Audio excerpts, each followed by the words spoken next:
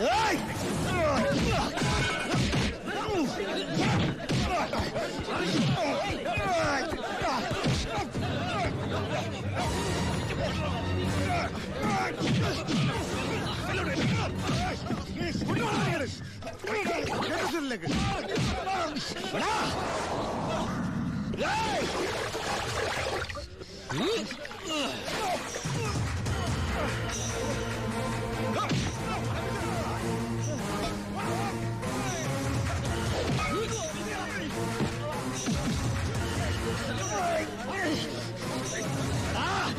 ജയിലിന്റെ ഉള്ളിൽ നിന്ന് ജീവനോടെ പുറത്തു പോകില്ല.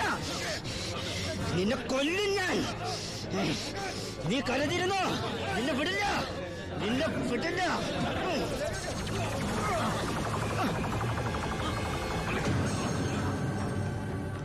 Paramasivam, sorry sir. എന്റെ മുമ്പിൽ വെച്ചാണ് അഭ്യാസം. പരോളിന് അപേക്ഷ കൊടുത്തിട്ടില്ല. എന്താണ് അവനോട്ട് ഇടപാട്? ഓൾ കേരള ക്രിമിനൽസ് അസോസിയേഷനിൽ അവനും മെമ്പറല്ലേ സാറേ. ഇടപാട് കാണാതിരിക്കൂ. മേത്തൊക്കെ സാമ്പാർ പോയി. ചോറും കൂടി വിളമ്പട്ടെ സാറേ? 2 പപ്പടം കൂടി തടാ, പൊടിച്ചു കളഞ്ഞാൻ. ആരാ ചോറ് വെച്ചത്? പപ്പടം ഇല്ലെന്ന് അറിയില്ലേ? മതിയെങ്കിൽ മാറ്. അവൻ എന്തിനാണ് നിന്നെ ചവിട്ടിയത്? അവനെന്നെ ചവിട്ടാൻ തോന്നിയിട്ടുണ്ടാവും. അപ്പൊ അവൻ എന്നെ ചവിട്ടാൻ തോന്നിയില്ലല്ലോ. അതിന് നീയല്ലല്ലോ അവന്റെ ഏട്ടനെ കൊന്നത്. നീ ഒരാളെ കൊന്നു എനിക്ക് വിശ്വസിക്കാനാവുന്നില്ല. കേട്ടുമടുത്തിട്ടുള്ള സാധാരണ പ്രശ്നം തന്നെ എന്റേതും. പക്ഷേ ഒരു നോർമൽ ആൾക്കുണ്ടാകാവുന്ന ഏറ്റവും വലിയ പ്രശ്നം സാമ്പത്തിക ബാധ്യത. കടം കൊണ്ട് നിൽക്കക്കള്ളിയില്ലാതെ ആത്മഹത്യയുടെ വക്കത്തെത്തി എന്റെ കുടുംബത്തെ എങ്ങനെയെങ്കിലും രക്ഷിക്കണമെന്ന ഉദ്ദേശത്തോടെ ഞാൻ നാടുവിടാൻ തീരുമാനിച്ചു. ഒരു രാത്രി എങ്ങോട്ട് പോണെന്നറിയാതെ നാഷണൽ ഹൈവേയിൽ ഞാനങ്ങനെ നിന്നു. ഈ സമയം ദൂരെ നിന്ന് ദേവദൂതനെ പോലെ ഒരു ടാങ്കർ ലോറി വരുന്നത് ഞാൻ കണ്ടു. ദൈവം തോന്നിപ്പിച്ചാണോന്നറിയില്ല, ആ ഡ്രൈവർ വണ്ടി നിർത്തി. ഞാനും കൂടി പോന്നോട്ടെ? എങ്ങോട്ട്? അങ്ങനെ ഇന്ന സ്ഥലമൊന്നുമില്ല, എവിടം വരെ പോണു അവിടം വരെ. ഓ അവിടെ കയറി. സോറി.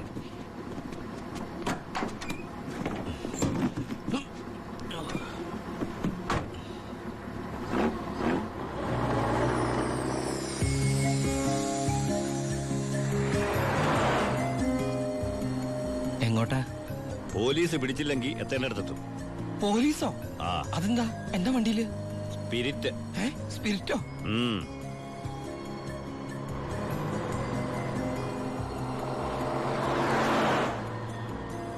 ഇതൊക്കെ ഒറ്റയ്ക്ക് ഉണ്ടാവാൻ പേടിയില്ലേ?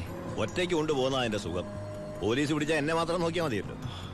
അപ്പൊ ഈ പോണ വഴിക്ക് പോലീസ് പിടിച്ച എന്റെ കാര്യം? അത് പോലീസുകാർ നോക്കിക്കോട്ടെ. നിന്നെ പിടിച്ച എനിക്കെന്താ? നിനക്ക് എന്നെ കുറിച്ച് ഒന്നും അറിയില്ല, എന്റെ പേര് പോലും. എന്താ ബായുടെ പേര്? അത് വേണ്ട, എന്നാലും പറ ബായ്. നീ ഇപ്പൊ എന്താ വിളിച്ചത്? ബായ്. ബായ്, അത് തന്നെ വിളിച്ചാ മതി.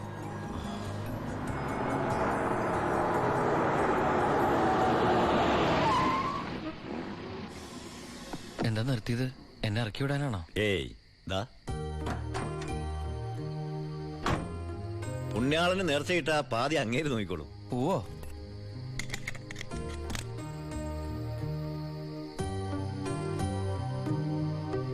എന്റെ പുണ്യാള, നേർച്ചിടാനായിട്ട് എന്റെ കയ്യിലൊന്നുമില്ല. എന്നെ മുഴുവനായിട്ട് കാത്തോളണേ.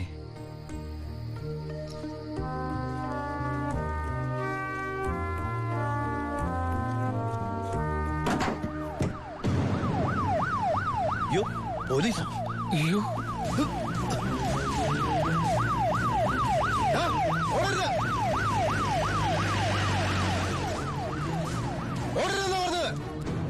നീ എന്നതാണായി പറയുന്നത്? ലോഡ് പോലീസ് പിടിച്ചെന്നു? അതേ മുതലാളി, ഞാൻ ഓടി രക്ഷപ്പെട്ടതാ. ഇതിലെന്തോ ചതിയുണ്ട് ചേട്ടായി. കൊച്ചു മുതലാളി എന്നെ സംശയിക്കരുത്. വർഷം കുറെ ആയില്ലേ ഞാൻ നിങ്ങളുടെ കൂടെ ആയിട്ട്. എത്ര വർഷമായാലും നീ കള്ളപ്പണിയല്ലേ ചെയ്യണത്? കള്ളൻ എന്നും കള്ളൻ തന്നെയാടാ. ഇതേ ലക്ഷങ്ങളുടെ ഏർപ്പാടാ. ബേബി കുഞ്ഞേ.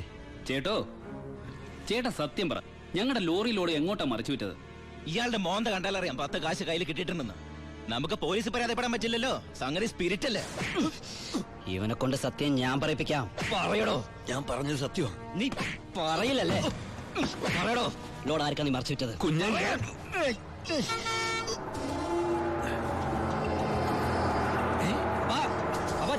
ലോറി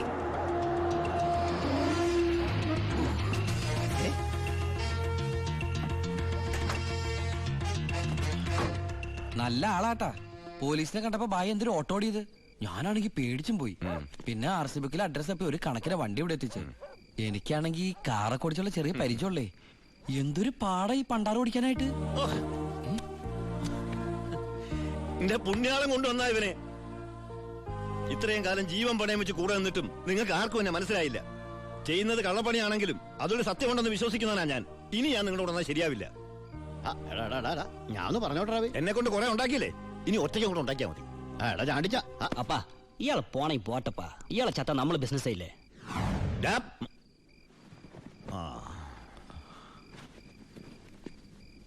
അയ്യോ,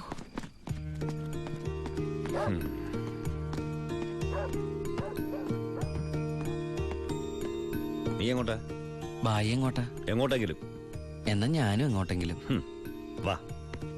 ബായി സത്യമുള്ളവനാണെന്ന് എനിക്ക് തോന്നി. ഞാൻ അയാളുടെ കൂടെ കൂടി. ബായിക്ക് ഭാര്യയുണ്ട്, മകനുണ്ട്. മകനെന്ന് പറഞ്ഞ ബായിക്ക് ജീവനാ.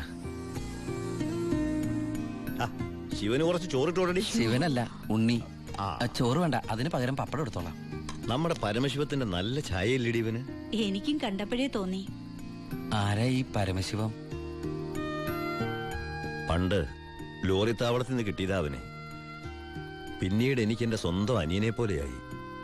4 കൊല്ലം മുമ്പ് ഒരു ലോറി ആക്സിഡന്റിൽ അവൻ.